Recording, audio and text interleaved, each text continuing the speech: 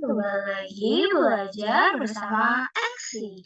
Bersama Eksi, mudahkan belajar ekonomi. Nah, pada video kali ini kita akan belajar untuk mencatat transaksi ke jurnal umum yang berkaitan dengan materi yang kita pelajari sebelumnya, yaitu materi masalah pokok ekonomi menurut aliran klasik dan modern. Nah, kita coba kerjakan bersama-sama ya. Nah, untuk materi masalah pokok ekonomi pada aliran klasik, ini di sini ada konversinya Ibu Lili.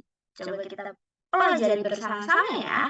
Oh iya, jangan lupa sebelum kita membuat jurnal, kita pastikan sudah membuat kopnya atau judulnya. Yang pertama ada nama perusahaan paling atas, kemudian yang kedua jurnal umum, yang bawahnya itu ada periode atau bulannya. Oke? Mari kita kerjakan soalnya bersama-sama. Nah, di sini Ibu Lili memilih untuk membuka usaha konveksi seragam untuk memenuhi permintaan di kotanya. Nah, pada tanggal 1 April 2025, Lili Konveksi berhasil memproduksi 500 pasang seragam dengan biaya bahan baku sebesar 25 juta, biaya tenaga kerja langsung sebesar 17 juta, dan biaya overhead pabrik sebesar 5 juta.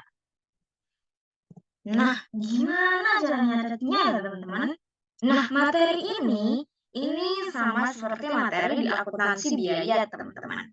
Nah, berarti apa yang harus kita catat? Yang harus kita catat di sini, bisa kita lihat di sini. Lili Konveksi berhasil memproduksi. Nah, berarti Lili Konveksi itu baru berhasil memproduksi, belum dijual.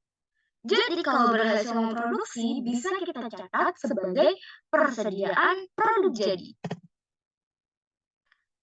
Nah, kalau persediaan produk jadi, itu dicatat di sebelah debit teman-teman. Nah, terus kreditnya apa dong? Nah, kreditnya kita bisa tulis barang dalam proses atau BDP dan jenisnya gitu. Misalnya di sini ada biaya bahan baku, biaya tenaga kerja langsung, dan biaya overhead pabrik. Yang mana ketiganya itu merupakan biaya pokok produksi. Nah, bisa kita catat seperti ini. Sebentar. Debit, jangan lupa kita tulis tanggalnya dulu ya, 1 April 2025.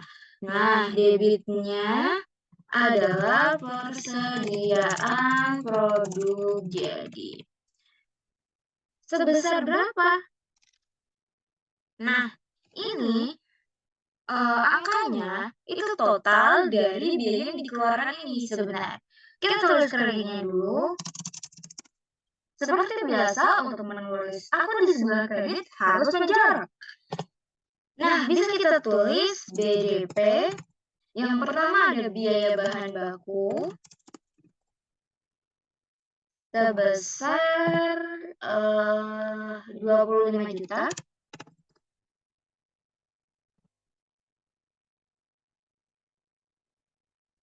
BDP itu apa sih? Nah, jadi BDP itu singkatan dari barang dalam proses. Jadi, kalau di akuntansi biaya itu kan nyatanya secara historis runtut gitu, mulai dari pembelian bahan baku, kemudian pemakaiannya, hingga barang tersebut jadi menjadi suatu produk seperti itu. Nah, di sini kita nyatetnya yang persediaan produk jadi. Nah, kita catat akun yang ketiga, BDP, biaya tenaga kerja langsung. Sebesar berapa? Sebesar 17 juta.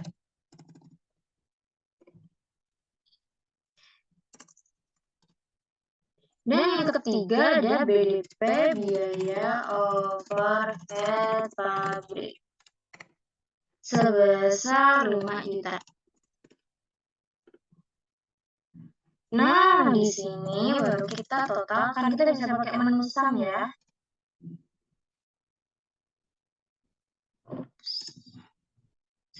Oke, jangan lupa kita catat keterangannya. Bisa kita tulis mencatat persediaan proyek.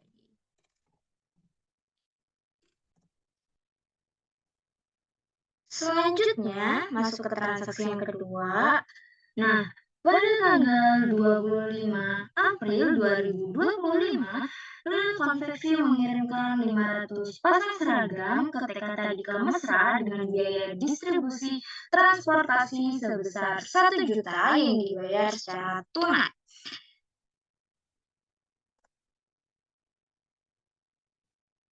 Nah, di sini 1 juta itu udah semua ya teman-teman. Semua, kan di sini ada 500 pasang seragam. Nah, 1 juta itu udah semuanya. Dibayar tunai. Nah, kalau ada transaksi biaya distribusi transportasi, itu kita bisa catat di beban, jadi di akun beban. Nah, beban kalau bertambah itu di sebelah debit. Terus kreditnya apa? Karena dibayar tunai, maka yang berkurang adalah kas. Maka yang di sisi kredit adalah kas. Benar banget. Coba kita catat dulu ya, mulai dari tanggalnya.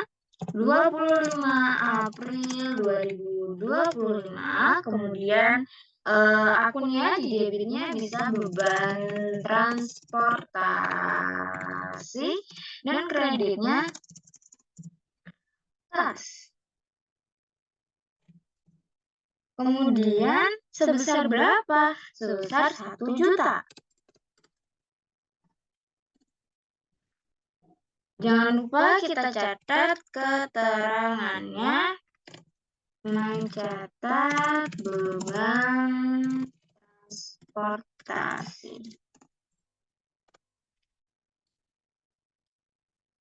Nah, selanjutnya kita masuk di transaksi yang ketiga.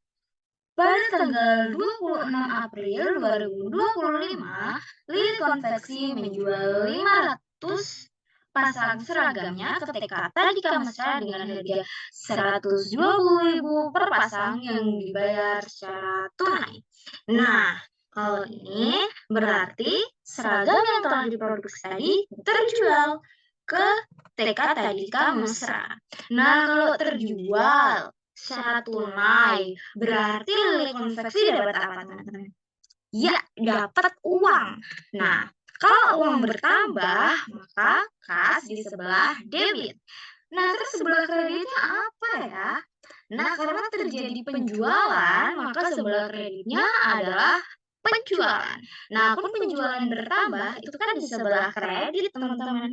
Oke, mari kita masukkan ya. Kita catat tanggalnya dulu, 26 April 2025, kemudian debitnya adalah kas karena kita menerima uang dan kreditnya adalah penjualan. Sebesar berapa? Nah, sebesar 500 pasang dikali 120.000. Berapa? 60 juta. Nah, kan sama penjualannya sama ya teman-teman. Terus kita tulis keterangannya mencatat penjualan seragam. Nah, kemudian ini kita total, bisa pakai rumus SUM. Kemudian kita seret. Nah, ini juga kita seret aja.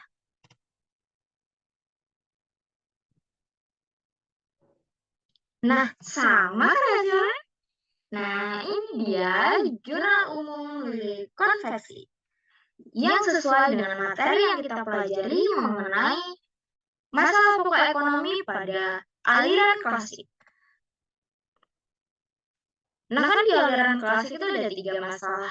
Ya, teman-teman. Yang pertama masalah produksi, ini di transaksi pertama itu menunjukkan masalah produksi, yang kedua itu menunjukkan masalah distribusi, dan yang ketiga menunjukkan masalah konsumsi.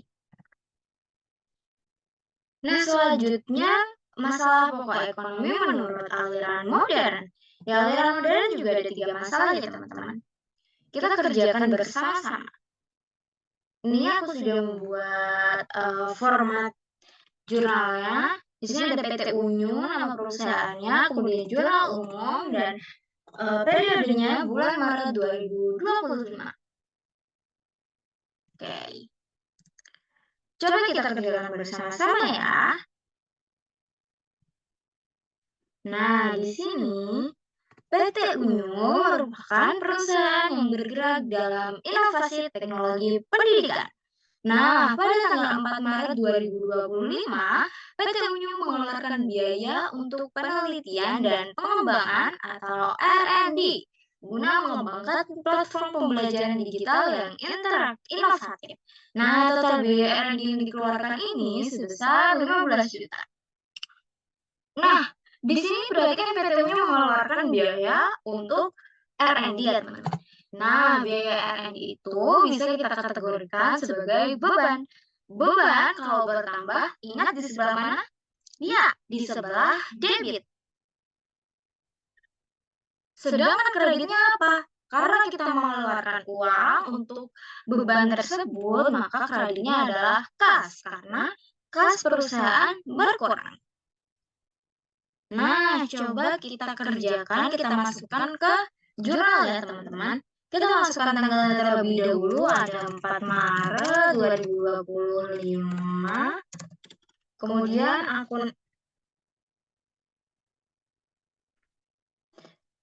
akunnya beban penelitian dan pengembangan, kreditnya kas.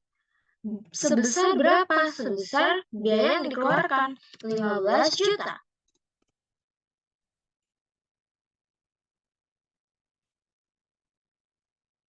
Kreditnya juga sama, 15 juta. Oke. Jangan lupa ditulis keterangannya, mencatat beban R&D.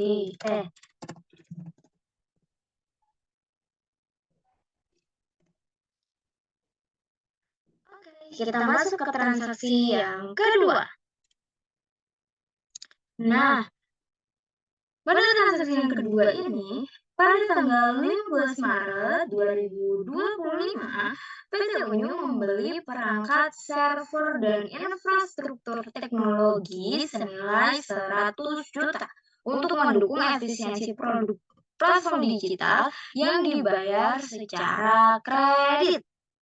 Nah, kalau dibayar secara kredit itu maksudnya apa, teman-teman? Kalau dibayar secara kredit, maksudnya itu belum lunas atau bukan tunai gitu. Nah, di sini kan PT Unyu membeli perangkat server dan infrastruktur teknologi ya. Itu bisa kita kategorikan di aset tetap karena server dan infrastruktur teknologi itu kan bisa digunakan dalam jangka waktu lebih dari 1 bulan. Makanya kita kategorikan sebagai aset tetap. Nah, kalau beli secara kredit nih, terus yang bertambah apa teman-teman? Apakah kas kita berkurang seperti pembelian biasanya gitu? Enggak ya, karena di sini akun kas tidak berpengaruh karena perusahaan tidak mengeluarkan uang atau belum mengeluarkan uang. Nah, lalu yang bertambah adalah utang usaha karena perusahaan membeli secara kredit. Jadi perusahaan punya utang seperti itu. Nah, bisa kita catat ya.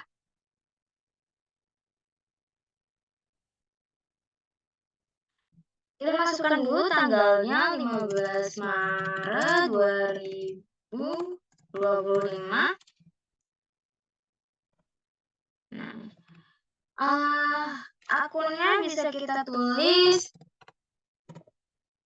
aset tetap perangkat IT gitu aja ya teman-teman. Perangkat IT. Kreditnya utang usaha. Sebesar berapa? Sebesar harganya, yaitu 100 juta. Ups. Ini sama ya. Jangan lupa ditulis keterangannya, mencatat pembelian aset tetap kredit.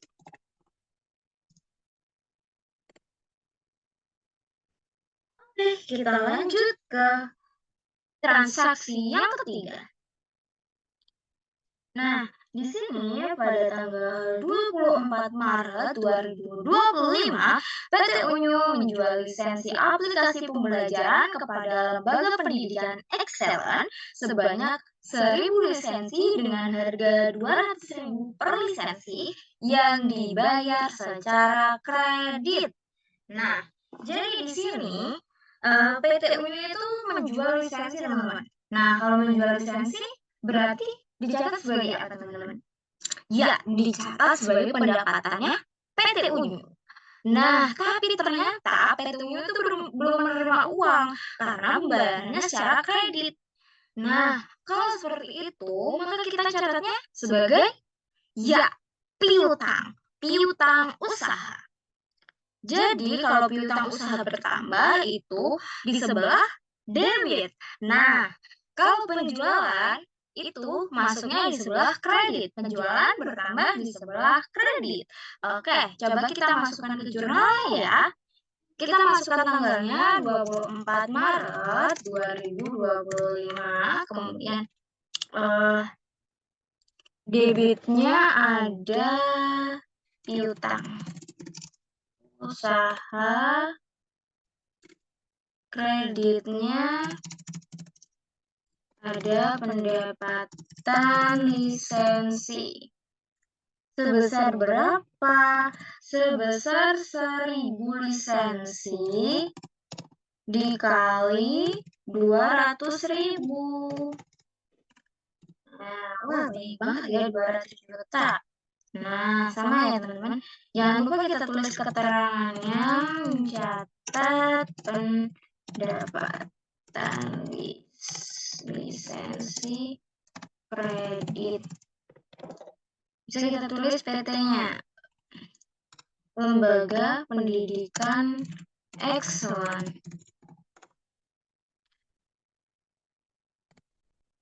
Ya, nggak usah. Nah, seperti ini. Kemudian angka yang terakhir tinggal kita total aja menggunakan sum.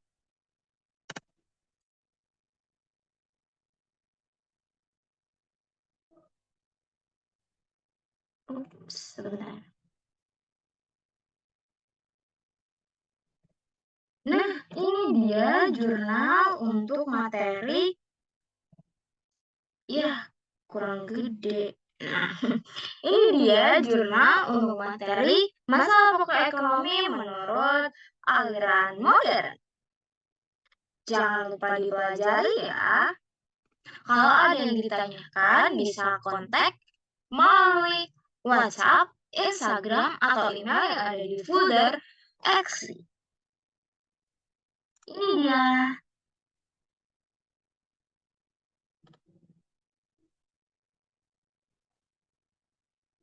Nah, ini dia. Sekian materi pada hari ini. See you di next video.